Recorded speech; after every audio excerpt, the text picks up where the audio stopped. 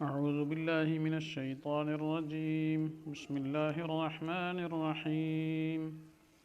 فمن حاجك فيه من بعد ما جاءك من العلم فقل تعالوا ندعو أبناءنا وأبناءكم ونساءنا ونساءكم وأنفسنا وأنفسكم ثم نبتهل فنجعل لعنة الله على الكاذبين. إن هذا لهو القصص الحق وما من إله إلا الله وإن الله لهو العزيز الحكيم. فإن تولوا فإن الله عليم بالمفسدين. صدق اللہ العظیم. ترجمہ یہ ہے، پھر جو کوئی جھگڑا کرے تجھ سے اس قصہ میں بعد اس کے کہ آ چکی تیرے پاس تعبیر سچی، تو تو کہہ دے آؤ بلاویں ہم اپنے بیٹے اور تمہارے بیٹے اور اپنی عورتیں اور تمہاری عورتیں اور اپنی جان اور تمہاری جان، پھر التجا کریں ہم سب اور لعنت کریں اللہ کی ان پر جو جھوٹے ہیں. بے شک یہی ہے بیان سچا، اور کسی کی بندگی نہیں ہے سوائے اللہ کے، اور اللہ جو ہے وہی ہے زبردست حکمت والا. پھر اگر قبول نہ کریں تو اللہ کو معلوم ہیں فساد کرنے والے. فمن حاجک، تو اس سے پہلے حضرت عیسیٰ علیہ السلام کی ہستی کے متعلق حقیقت کو واضح کیا گیا تھا کہ وہ انسان تھے، پیدا ہوئے محتاج تھے، پیدا ہونے کے، پرورش پانے کے، پینے کے، کھانے کے، ساری باتیں، تو وہ معبود نہیں تھے. ان کی الوہیت کی نفی کے دلائل پیش کیے گئے. باقی جو معجزات ان کے تھے وہ بھی خود ان کے اختیار میں نہ تھے.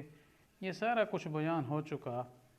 تو آگے فمن حاجک فیہ من بعد ما جاءک، کہ یہ جلائل جب آپ کے پاس آ چکے، عیسیٰ علیہ السلام کی شخصیت واضح ہو چکی ہے کہ وہ الہ نہیں ہیں، جی وہ انسان ہیں، وہ معبود نہیں بلکہ عابد ہیں، یہ ثابت ہو چکا. پھر بھی ان کی الوہیت کے بارے میں اور ان کے بندہ ہونے کے بارے میں اور ان کے متعلقہ امور میں جو تم سے جھگڑا کرے تو پھر اس کی یہ صورت ہے. تو اصل میں چونکہ پہلے ابتدا میں شان نزول اس صورت کا ذکر کیا گیا تھا،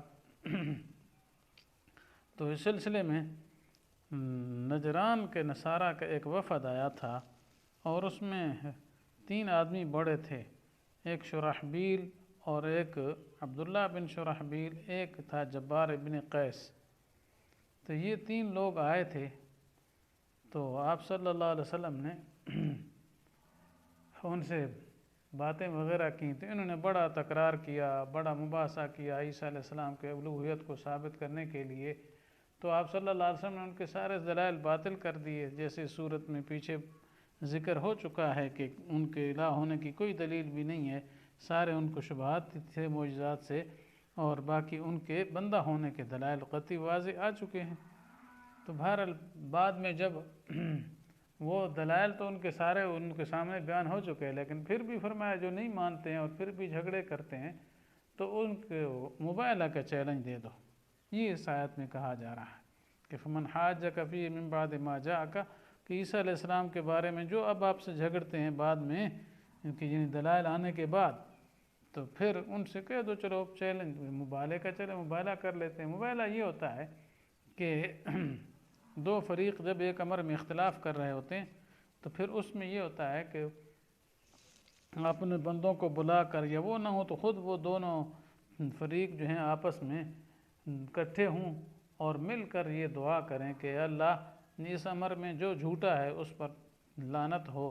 تو لعنت کا مطلب اللہ کی رحمت سے دور ہو، ہلاک ہو، برباد ہو، تباہ ہو جائے، جی ملیا میٹ ہو جائے، یہ مطلب ہوتا ہے لعنت کا. تو اس پر لعنت کرتے ہیں مل کر. تو ہر ایک دعا کرتا ہے، ٹھیک ہے، جب ہر ایک دعا کرتا ہے تو اللہ تعالیٰ کی طرف سے کوئی فیصلہ پھر سامنے آ ہی جاتا ہے۔ لیکن چونکہ وہ تو آپ صلی اللہ علیہ وسلم خود دعوت دے رہے تھے، تو اگر نصارہ نجران سامنے آتے تو پھر تباہ و برباد ہو جاتے۔ لیکن بہرحال جب آپ صلی اللہ علیہ وسلم نے مباہلہ کا چیلنج دیا اور آپ صلی اللہ علیہ وسلم نے پھر تیاری کچھ کی، یہ اپنے خاندان کو، اپنے حضرات کو بلایا، جس میں حضرت ابوبکر رضی اللہ تعالیٰ عنہ اپنے گھر والوں ساتھ آ گئے، حضرت عمر بھی ساتھ آ گئے، حضرت عثمان بھی، حضرت علی بھی، سب اپنے کنبے شنبے لے کر آ گئے جی۔ تو آپ صلی اللہ علیہ وسلم نے اوروں کو بھی بلانا تھا اور دوسرے مسلمانوں کو بھی بلانا تھا، لیکن ابھی بلایا نہیں تھا کہ نصارہ نجران نے یہ کہا کہ اگر ہم مبالغہ کریں تو کیا صورت ہوگی؟ تو پھر ان کے شرحبیل نے یہ کہہ دیا کہ تمہیں پتہ ہی ہے کہ یہ اللہ کے نبی ہیں، تو اگر تم نے ان کے مقابلے کے لیے، مبالغے کے لیے نکلے نا، تو پھر اللہ کا عذاب تمہیں گرفت میں لے لے گا اور تم ہلاک اور برباد ہو جاؤ گے، تم نہیں بچ پاؤ گے۔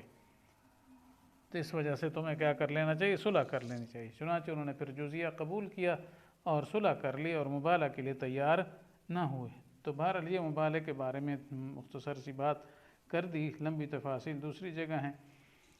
تو فمن حاجک فیہ من بعد ما جاءک من العلم، جو بھی آپ سے لڑے کیا جھگڑا کرے اس کے بعد کہ آپ کے پاس واضح علم آ چکا ہے، واضح دلائل مراد ہیں عیسیٰ علیہ السلام کی عبدیت کے اور ان کے معبود نہ ہونے کے، تو فقل تعالوا، تو آپ فرما دیجیے تعالوا، بلائیں ہم اپنے بیٹوں کو۔ تو یہاں بیٹوں سے مراد کیا ہے؟ روحانی اور جسمانی اولاد ساری ہو سکتی ہے، چاہے وہ بیٹے ہوں، پوتے ہوں، نواسے ہوں، جی سب۔ وَأَنفُسَنَا وَأَنفُسَكُمْ، آگے وَنِسَاءَنَا وَنِسَاءَكُمْ، اپنی بیویوں کو بلا لیں۔ تو ازواج مطہرات کو بھی آپ صلی اللہ علیہ وسلم بلاتے ہیں، لیکن چونکہ وہ مبالغہ کے لیے آئے نہ، اس لیے آپ ان کو بلا کر باہر نہیں آئے۔ اس طرح وَأَنفُسَنَا وَأَنفُسَكُمْ، انفسنا سے مراد خود ذات ہے آپ صلی اللہ علیہ وسلم کی۔ یہ اس طریقے سے آپ صلی اللہ علیہ وسلم کے جو انتہائی قریبی لوگ ہیں وہ انفسا میں داخل ہیں۔ ثم نبتہل فنجعل لعنۃ اللہ، پھر ہم کیا الحاء جاری کریں۔ ابتحال کا مطلب ہوتا ہے دعا کرنا، تو مطلب دعا کس بارے میں کریں؟ وہ یہی ہے نجعل لعنۃ اللہ علی الکاذبین، جو جھوٹے ہیں ان پر ہم اللہ تعالیٰ کی لعنت کریں۔ تو بہرحال پھر وہ نصارہ نجران آئی نہیں، مبالغہ کرنے کی نوبت ہی نہیں آئی۔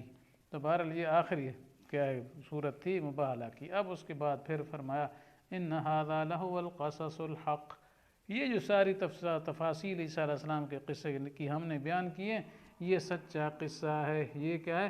بالکل سچا بیان ہے، اس میں کسی قسم کا کوئی شبہ نہیں ہے۔ تو اس کا نتیجہ کیا ہے؟ وَمَا مِنْ إِلَٰهٍ إِلَّا اللَّهُ، تو سارے قصے کا نتیجہ یہ نکل آیا کہ عیسیٰ علیہ السلام الہ نہیں، جیسے نصرانی لوگ کہہ رہے ہیں، نجران کے وفد والے عیسائی کہہ رہے ہیں کہ عیسیٰ علیہ السلام الہ نہیں ہے، الہ صرف اللہ ہے، اللہ کے علاوہ اور کوئی معبود نہیں ہے جی، نہ عیسیٰ علیہ السلام، نہ ان کی ماں، اور اس طریقے سے نہ کوئی اور نبی، نہ کوئی اور ولی، نہ کوئی فرشتہ جی، نہ کوئی قبر والا، نہ کوئی زندہ، نہ کوئی مردہ، اللہ کے علاوہ کوئی معبود نہیں ہے۔ مطلق النفی ہے، نکرۃ النفی، ما من الہ الا اللہ، کوئی الہ نہیں ہے مگر اللہ ہی ہے۔ وَإِنَّ اللَّهَ لَهُوَ الْعَزِيزُ الْحَكِيمُ، بے شک اللہ تعالیٰ وہی غالب ہے، وہی حکمت والا ہے۔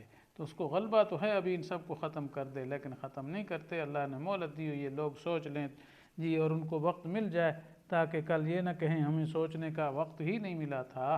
تو اس لیے عیسائیوں کو پورا مسئلہ بتا دیا گیا، اس لیے فرمایا فَإِن تَوَلَّوْا، اگر اس کے باوجود بھی اب وہ نہیں مانتے اور اعراض کرتے ہیں جی، تو اس لیے پھر آپ فکر نہ کریں، کیوں کہ اللہ تعالیٰ کو کیا ہے پتہ ہے، کیونکہ جو نہیں مانتے اور عیسیٰ علیہ السلام کے الوہیت کے عقیدے پر اڑے ہوئے ہیں تو یہ شرک اور فساد کر رہے ہیں۔ شرک بڑا ہی فساد ہوتا ہے، سب سے بڑا فساد ہی شرک ہے جی، تو اس لیے جو شرک کرتے ہیں تو گویا فساد میں مبتلا ہیں۔ تو اللہ تعالیٰ کو ان فسادیوں کا پتہ ہے، تو جب پتہ ہے تو مقصد یہ ہوتا ہے کہ اللہ کو اس چیز کا پتہ ہے، تو مراد یہ اللہ تعالیٰ ان کو ضرور اس کے انجام کی سزا دیں گے۔ تو بہرحال یہاں تک عیسیٰ علیہ السلام کے متعلقہ جو امور تھے سارے مکمل ہوئے۔ اس کے بعد آگے اہل کتاب کو مشترکہ دعوت دی گئی ہے، لیکن اس کا تذکرہ انشاءاللہ کل کے درس میں ہوگا۔ اللہ تعالیٰ سے دعا ہے کہ اللہ تعالیٰ ہمیں صحیح عقائد بنانے کی توفیق نصیب فرمائے۔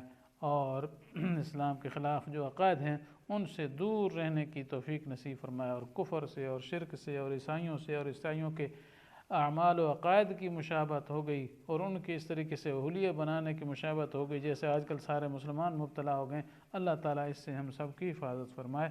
وآخر دعوانا ان الحمد للہ رب العالمین۔